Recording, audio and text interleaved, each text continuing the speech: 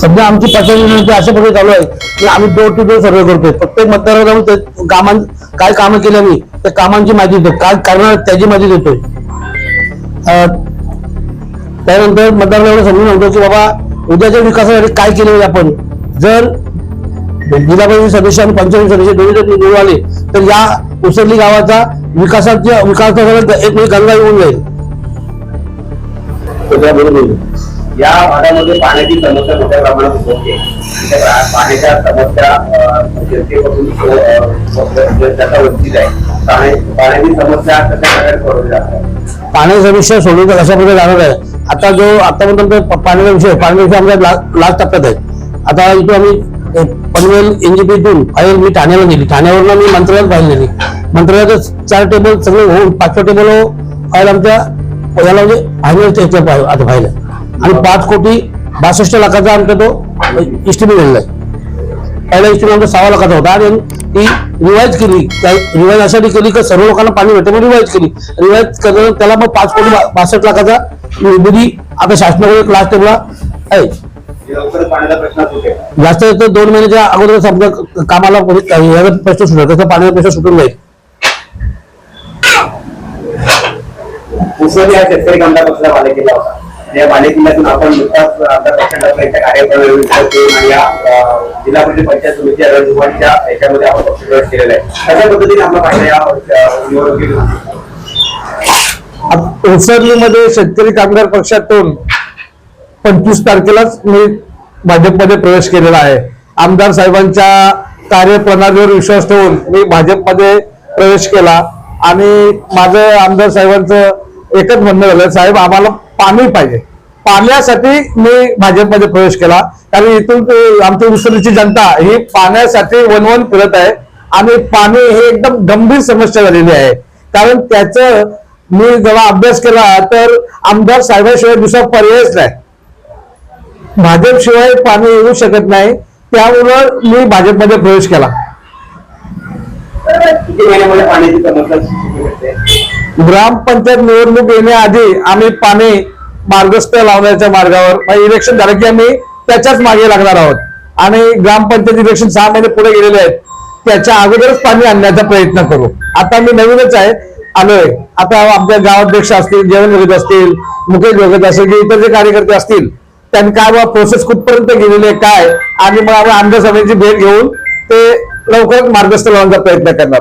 जिल्हा परिषद उमेदवार आणि पंचायत समिती उमेदवार किती मतांची आघाडी सगळी करून येऊ शकतो? जसा माझा प्रवेश झाला ही विजयाची नांदीच होती.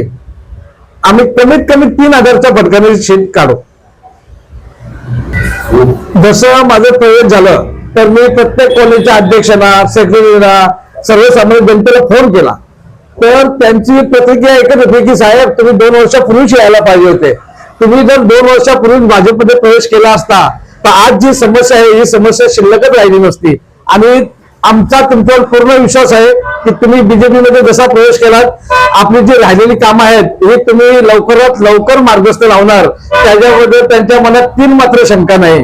त्याच्यामुळे सर्व जनता एवढी खुश आहे की आम्ही डोर टू डोर प्रचार करत असताना त्यांची प्रतिक्रिया ऐकत असताना ते स्वतःहून सांगत होते की साहेब तुम्ही लवकरच यायला पाहिजे होते. आता आमचा पूर्ण विश्वास तुमच्यावर आहे आणि तुम्ही लवकरच सर्व कामं कराल. त्याच्यावर तुम्ही आता आम्हाला काही सांगायची गरज नाही.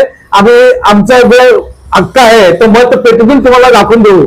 म्हणजे येत्या 9 तारखेला उसरलीमधून किती लीड असेल हे तुम्हाला कळेल. मग तुम्ही कामाला लागा.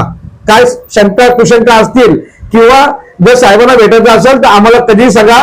आम्ही सदैव तुमच्या पाठीशी आहोत असा जनतेचा विश्वास माझ्यावर आहे. नमस्कार, मी अमित भगत, ग्रामपंचायत सदस्य उसरली खुर्द. सर्व मतदारांना आवाहन करतो की आमदार प्रशांत ठाकूर यांच्या माध्यमाने आपल्या उसरलीमध्ये भरपूर विकास कामे झालेली आहेत आणि त्या अनुषंगाने आपले उमेदवार श्री राजेंद्र हरचंद्र पाटील व हर्षदा अतुल घरत यांना कमळ या चिन्हासमोरील बटन दाबून भरघोस मतांनी विजयी करा ही विनंती. नमस्कार, मी नितीन कृष्णा भगत, उसरली गावचे सरपंच.